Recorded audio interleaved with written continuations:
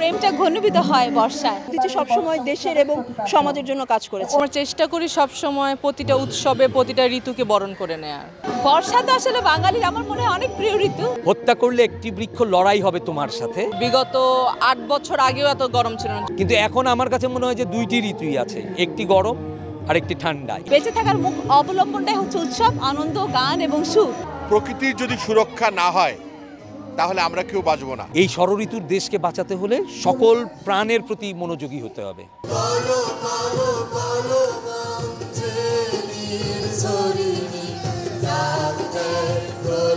প্রত্যেক বছরের মতো যে নূতন করে আমাদের আবার ষড়ঋতুকে ফিরিয়ে আনতে হবে, প্রকৃতির সাথে মিশতে হবে, চিরসবুজ আমাদের এই ষড়ঋতু দেশকে ধরে রাখতে হবে। আর এটা নিয়ে আমাদের লাগাতার আন্দোলন চলতেছে। আশা করি আমাদের আন্দোলন লাগাতার চলবে এবং বর্ষাকে আমরা ধরে রাখবো এবং প্রকৃতিকে আরও সচেতন করবো।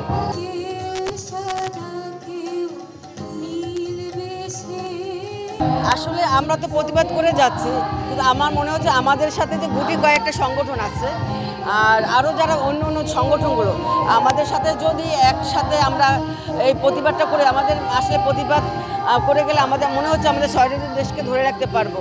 আমরা যতদিন আছি এই লড়াই সংগ্রাম করে যাব প্রকৃতির উপরে। একটি গাছ ধ্বংস হলে তার প্রতিবাদ আমরা করব। উদীচী সবসময় এই প্রোগ্রামটা করে। এবার আমরা যেখানে কাজ করি কারুপিঠ একটি শিশুদের সংগঠন। তো শিশুদের সংগঠন থেকে কারুপিঠের শিশুরা আজকে একটি কবিতা করবে, আমরা সেখানে নিমন্ত্রিত। বরাবরই আমরা উদীচীর প্রোগ্রামটা উপভোগ করি এবং আজকেও সেখানে শিশুদের নিয়ে এসেছি। বর্ষা তো শুরু হয়ে গেছে, মেঘলা আকাশ, সবার মাঝে সেই আনন্দটা ছড়িয়ে যাচ্ছে, সেটাতে দেখতে পাওয়াই যাচ্ছে। হ্যাঁ, অবশ্যই। যেমন আজকে যেমন গাছ বাঁচানো নিয়ে উদীচী যে গানটা কিছুক্ষণ আগে আমরা শুনলাম, বা যেই তাদের যে কর্মসূচি, অবশ্যই তার সমাজের সাথে এবং দেশের সাথে অত্যন্ত সম্পূরক। এটা আমি অন্তত মনে করি। উদীচী সবসময় দেশের এবং সমাজের জন্য কাজ করেছে। আমরা তো প্রতি বছর বর্ষা উৎসব এখানে বাংলা একাডেমিতে করি উদীচীর সাথে। এটা আমরা অনেক বছর ধরে আসছি সপরিবারে। 6টা ঋতু তো এখন বাংলাদেশে তেমন একটা খুঁজে পাওয়া যায় না, এক গ্রীষ্ম, বর্ষা আর শীত। কিন্তু আমরা চেষ্টা করি সবসময় প্রতিটা উৎসবে প্রতিটা ঋতুকে বরণ করে নেয়ার।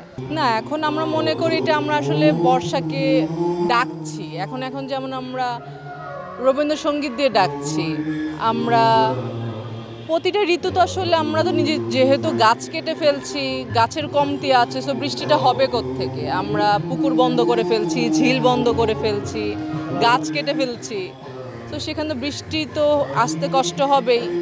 তো এখন প্রার্থনা করা ছাড়া তো আর কিছু থাকে না। নগর জীবনে হাহাকার প্রচুর, কারণ আমরা এখানে গ্রীষ্ম ছাড়া অন্য কিছু অনুভব করি না। শীতও হয়তো আসে 1 মাস কি 20-22 দিনের জন্য। গরমটাই নগর জীবনে সবচেয়ে বেশি, ভয়ঙ্কর বেশি। এত গরম বিগত 8 বছর আগেও এত গরম ছিল না, যত দিন বেদিন গরমটা বাড়ছে। আমরা এবারের যে প্রতিপাদ্য করেছি যে আমাদের শহরে যে গাছ কাটা হচ্ছে, আপনারা দেখেছেন যে পান্থকুঞ্জর মতো একটা জায়গায় একটি এক্সপ্রেসওয়ের র্যাম্প নামানোর জন্য সেইখানে শত শত গাছ কাটা হচ্ছে। আমরা সেইখান থেকে প্রতিবাদ জানিয়ে আমাদের এইবারকার স্লোগান করা হয়েছে, পান্থকুঞ্জ জেগে আছে, হত্যা করলে একটি বৃক্ষ লড়াই হবে তোমার সাথে। তো আমরা বলেছি যে এই শহরে গাছ মানুষের বাইরে যত প্রাণ রয়েছে সকল প্রাণকে গুরুত্ব দিয়ে তারপরে এই শহরের উন্নয়নকে চিন্তা করতে হবে। সেইটাকে মাথায় রেখে আমরা এবারের বর্ষা উৎসবটা করেছি।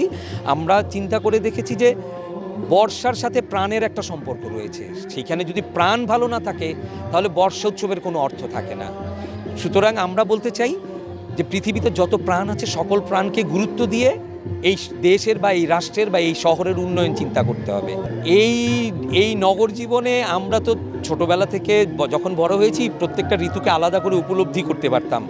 গ্রীষ্ম, বর্ষা, শরৎ, হেমন্ত, শীত, বসন্ত, এই 6টিকে আমরা আলাদা করে উপলব্ধি করতে পারতাম। কিন্তু এখন আমার কাছে মনে হয় যে দুইটি ঋতুই আছে, একটি গরম আর একটি ঠান্ডা। এই দুইটি ঋতুই এক্সিস্ট করে মনে হচ্ছে। কিন্তু তারপরেও আমরা স্বপ্ন দেখি যে বর্ষা এলে বৃষ্টি আসবে, বসন্ত এলে ফুল ফুটবে, শরৎ এলে কাশ ফুল ফুটবে, এইগুলো আমরা আশা করি।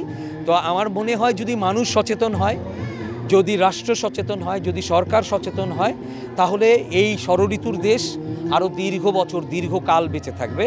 আমরা বর্ষা উৎসবের মাধ্যমে এই আহ্বানই জানাতে চাই যে এই ষড়ঋতুর দেশকে বাঁচাতে হলে সকল প্রাণের প্রতি মনোযোগী হতে হবে।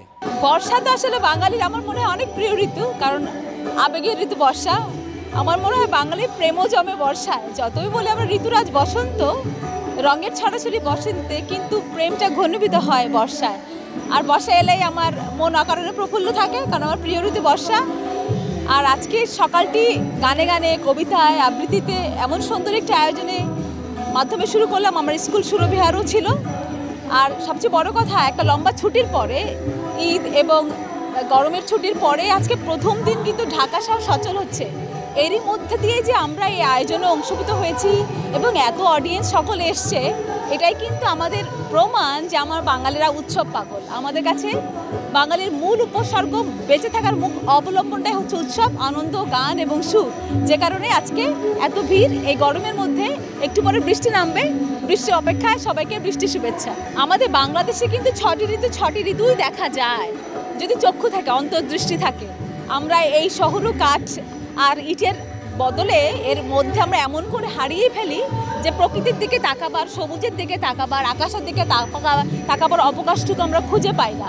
কিন্তু আমাদের বাংলাদেশে শরৎ স্পষ্ট এবং হেমন্ত অনেক স্পষ্ট। আমরা বলি এই দুটো ঋতু আবছা আবছা, কিন্তু আমার কাছে কিন্তু আকাশে যে নীল মেঘ ভাসে, শরৎ স্পষ্ট এবং হেমন্ত তো আমাদের ধান পাকে, এবং হেমন্তের মধ্যে যে একটা পরিবর্তন, বাতাসের গন্ধ, এবং তখন আমাদের ছাতিম গাছে ছাতিম ফুল ফোটে, এই সব কিছু মিলিয়ে কিন্তু প্রতিটা ঋতুই আমার কাছে স্পষ্ট। তবে বর্ষা এবং বসন্তর মতো জাগ্রত ঋতু আসলে কম।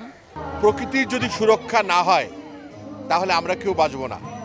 আমরা দেখতে পাচ্ছি সারা পৃথিবীতে সব কিছু পরিবর্তন হয়ে যাচ্ছে। এখন তো এত গরম লাগার কথা না, আমরা যে গরমে ঘামছি অতটা গরম হওয়ার কথা না।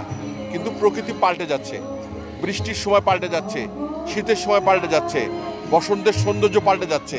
আমরা চাই ঋতু উৎসবগুলোর মধ্য দিয়ে এই বার্তাটা সবার কাছে পৌঁছতে, যে এই বার্তার মধ্য দিয়ে আমরা প্রকৃতিকে সুরক্ষা করতে পারি।